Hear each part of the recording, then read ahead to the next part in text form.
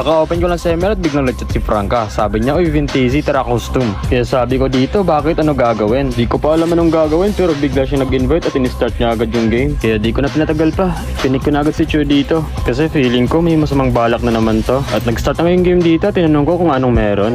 Kaya sabi niya dito, pag natalo niya daw ako, swap daw kami ng kaduo for one day. Lah, grabe naman yun. Ganun ba gusto mo? Eh di okay. Kung kaya mo!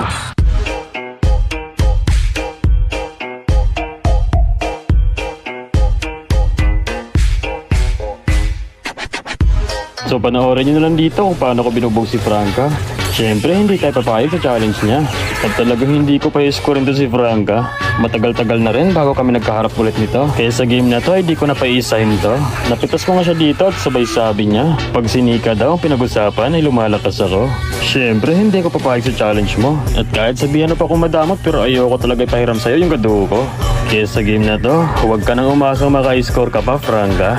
Hindi ka talaga sa akin makakaisa.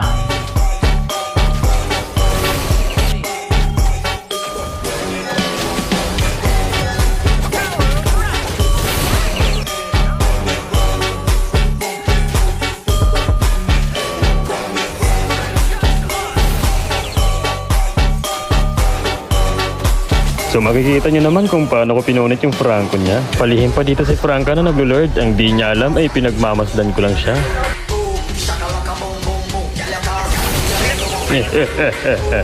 Ano, masakit?